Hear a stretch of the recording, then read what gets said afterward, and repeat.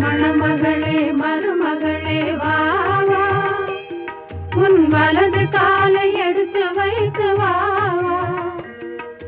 குணம் இருக்கும் குலமகளே வா வா,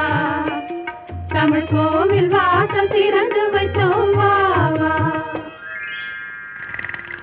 மணமகளே மருமகளே வா வா,